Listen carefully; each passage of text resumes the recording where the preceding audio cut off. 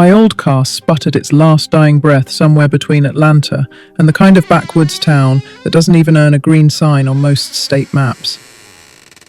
The sun, a heavy southern orb, was sinking into a bruised horizon, casting everything in dull gold and dirty purple. My phone, dead for hours, might as well have been a paperweight in my pocket. This was supposed to be my finding myself trip, a desperate escape from a life in Atlanta that felt increasingly suffocating. But now, stranded on a forgotten stretch of cracked two-lane road cutting through dry Georgia pine, I was finding only a profound, growing unease. I slung my backpack over my shoulder, my only companion on this doomed trip, and started walking. The air was thick with heat and silence. Not even the cicadas dared make a sound. The only noise was the slow crunch of my boots on faded asphalt, a rhythm that soon felt like a countdown. After what felt like an hour, a faint flickering light appeared on the horizon. Hope, fragile and desperate, surged in my chest. As I got closer, the light resolved into a single rusted gas pump, bathing in the sickly yellow glow of a naked bulb.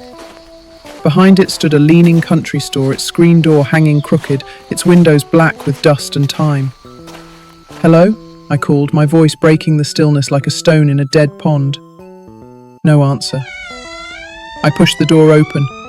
A rusty bell overhead let out a long, drawn-out creak. The air inside was dead, heavy. The shelves were lined with forgotten snacks, sealed in faded plastic. Expired cans and advertisements for brands that didn't exist anymore. Everything smelled of rot and rust, metallic like old blood and broken iron. Behind the counter, a figure sat hunched. "Hey, my car died a ways back. You got a phone? Maybe a gas can?" The figure didn't respond. As my eyes adjusted to the dim yellow light, I saw it wasn't a person at all. It was a mannequin dressed in a grease-stained denim apron and a trucker cap. Its eyes were painted on, pale and blank, staring off at nothing. I took a step back, heart pounding, then I heard it. A sound. A faint, deliberate scratching coming from somewhere deeper in the store. I should have walked out, should have kept walking until I hit a highway, but something, morbid curiosity maybe, pulled me forward. I followed the sound toward a back room, the scratching growing louder, more frantic. It was coming from behind a padlocked wooden door, old and warped. A sliver of pure darkness peeked through a crack between the boards. "Hello?" I whispered. "Is someone in there?" The scratching stopped. Silence fell over everything. My own breath sounded like thunder in my ears. Then, a deep, low thump. Then another. Thump, thump, thump. The dragging sound of something impossibly heavy shifting across the floor. The temperature dropped. My skin went cold. The air turned sharp with that same metallic tang. I pressed my ear to the door, and then I heard it. A wet, dragging slither, followed by a soft, chittering whisper. Not words, just sounds. A language made of breath and spit and muscle. Something trying to sound human but falling short. And it was close, right on the other side of the door. Something pressed against the wood. The padlock rattled. Clink, clink, clink. I stumbled back and tripped over something, an overturned crate or maybe nothing at all. The thumps behind the door grew louder, closer. The slithering sound became unbearable, like wet rope dragging over a butcher's floor, and the whispers, those chittering, clicking sounds, seemed to fill the room, crawling into my ears. I scrambled to my feet and bolted through the store, the front bell howling behind me like a funeral chime. I didn't look back, not once. I didn't stop running until the yellow light from that pump was swallowed by the woods behind me. The trucker who eventually picked me up didn't ask questions. He just looked at my face, saw the mud on my jeans, and offered me a water bottle. I got off at the next town, bought a bus ticket, and never looked back. But even now, I can't let it go. I've played it over 100 times in my head. What was it? An animal? A lunatic chained in a basement? But none of it makes sense. Later, I started doing research. Real backwoods folklore, not the kind that makes it into history books. The road I'd broken down on barely exists on GPS. Most maps reroute you. It's a forgotten bypass, left to rot when the interstate went through decades ago. The area around that station? Locals don't talk about it, but if you press hard enough, the old-timers will tell you, real quiet, about the Still Road. They say it's cursed, that folks who break down out there don't always come back right.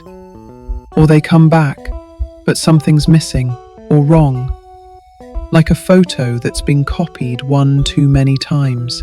And that old store. Some say it used to be a kind of harvesting station, not for food, not for people, for memory, for soul. That door in the back? It didn't hide anything. It fed something. What I heard, the thumping, the slither, the whispers, wasn't trying to escape. It was trying to get into me.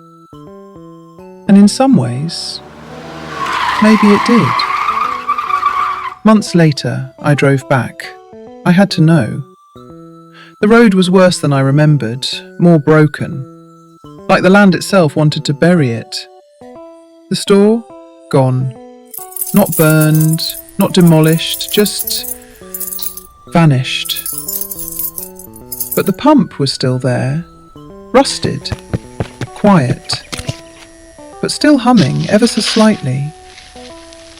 I knelt, scraped back the dirt, and there it was, a door flush with the ground, like a wound, sealed over but never healed. I opened it.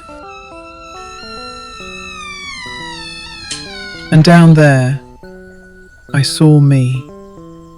Not a reflection, not a hallucination. It turned towards me and smiled. Said something in that chittering tongue I'd tried so hard to forget. And I realized that thing I'd heard wasn't an entity. It was a process.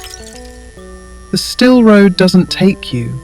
It copies you, peels you apart, and fills the shell with something else. The mannequin, the whispers, the silence, they're all part of the machine. I ran, again, and somehow I made it back. But ever since, I'm not sure if the version that returned was really me. Because sometimes, in the mirror, I see something behind my own eyes. And when I speak, I hear an echo I never made. So I'll ask you, have you ever looked at someone you love and felt like a stranger was staring back? Have you ever taken a road you don't remember turning onto? Have you ever heard your name whispered, soft and wet when you were all alone? If so, you may have already opened the door. You may already be part of it. The Still Road is waiting.